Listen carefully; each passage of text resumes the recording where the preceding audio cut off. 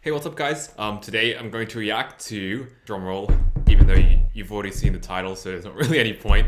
And I don't have a drum, so I'm going to react to BrodytheCuber reacting and critiquing my CFOP Solves. So yeah, if you don't really know, I can actually do CFOP, although I'm actually pretty slow at it. Not like actually, like people kind of know this already. Like average like 11 to 12 seconds, I think. And I don't like actively practice it. So anyway, like, yeah, a month ago I went to like the Cubicle Academy. I found like the cheapest like self-critique option, which was BrodytheCuber's critiquing services, and I submitted 5 solves and was like, yo, help me out. And he was like, okay. And he made a video too.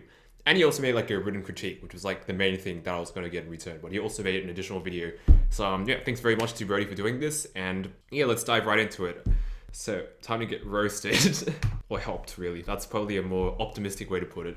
Which we probably need right now, to be honest. So today, we're going to be looking at some of Jack Oh yeah, I probably don't need this anymore. Goodbye, blindfolded. Kai's 3x3 solves.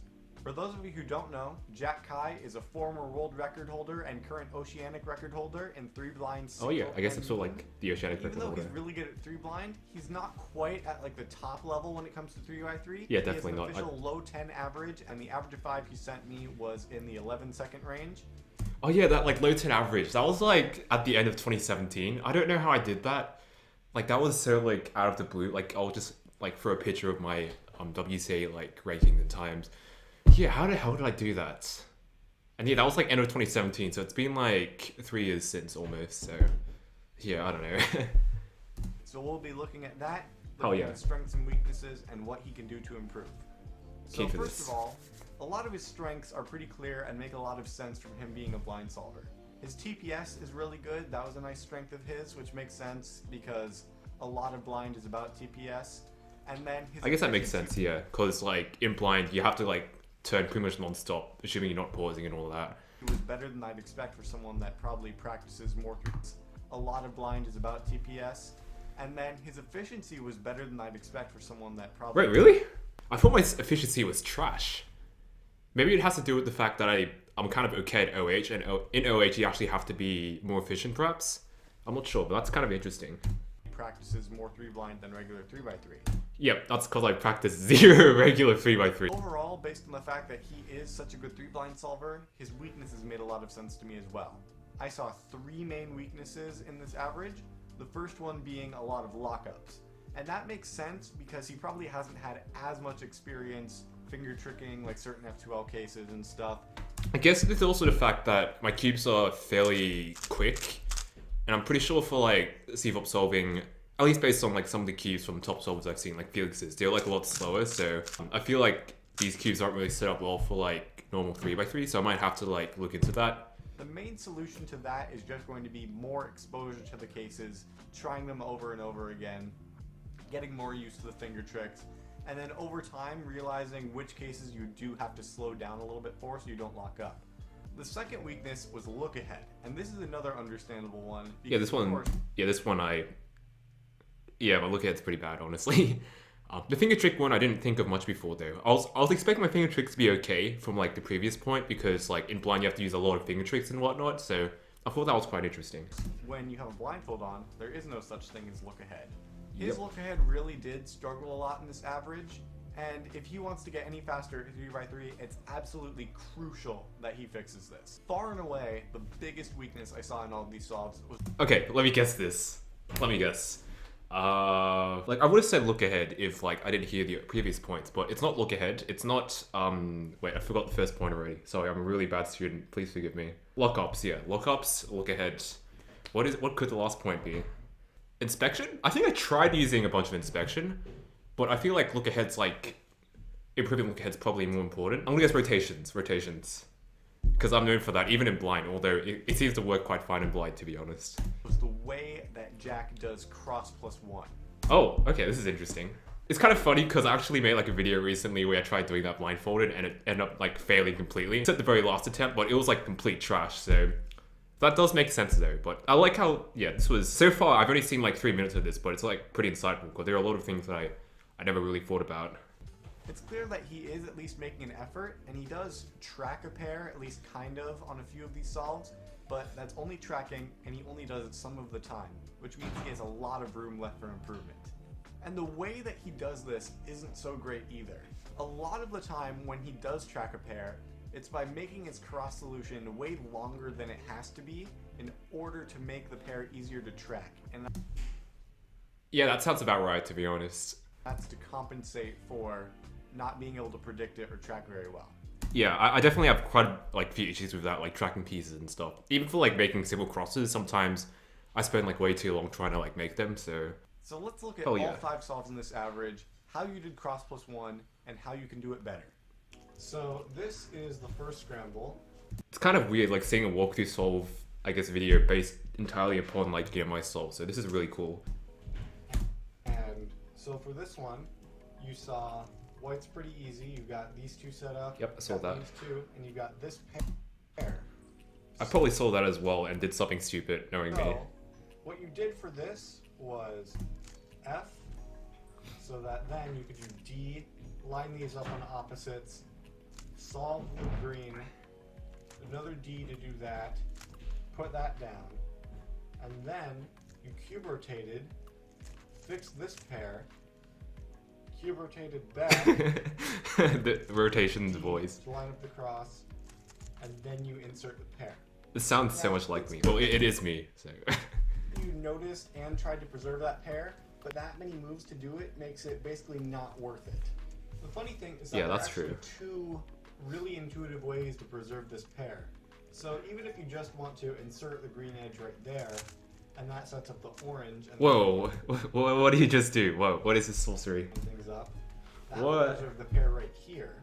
I think I kind of wanted to take the pair out to the top though, but he probably is going to mention that And next, you I could reckon. also just insert orange right here, and then green, and that preserves the pair What? in an even better spot. This seems really obvious, but like, I feel like I've established like really, because I haven't worked on CFOP for like the past 4 years, so I haven't made like any improvement whatsoever. So if anything, I've kind of like reinforced my bad habits over time. So I feel like I have this tunnel vision regarding obvious stuff like this. So, but it's pretty cool. That's kind of why I tried out this solve critique, because I just wanted to pick out on some of the things that I can't really see beyond this sort of tunnel vision I kind of made. But there are still some things that we can do better with it.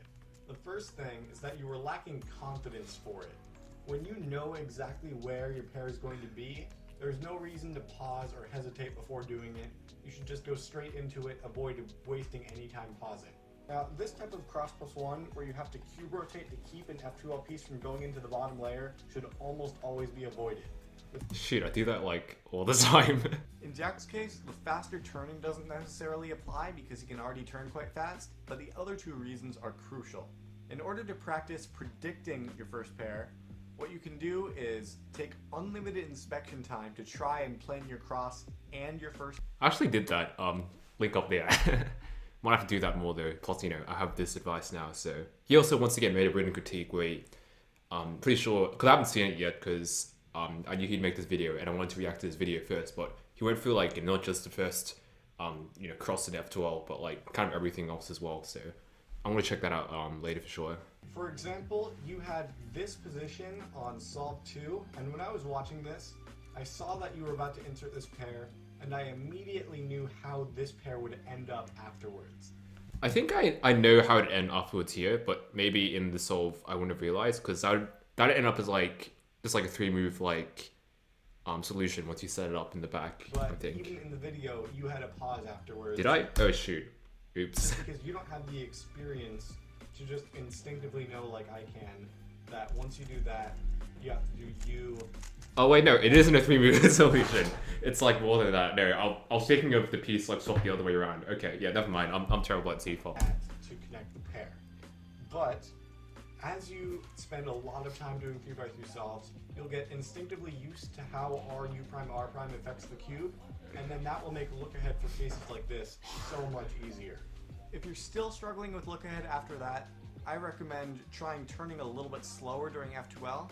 This is another concept that doesn't really translate to 3 blind.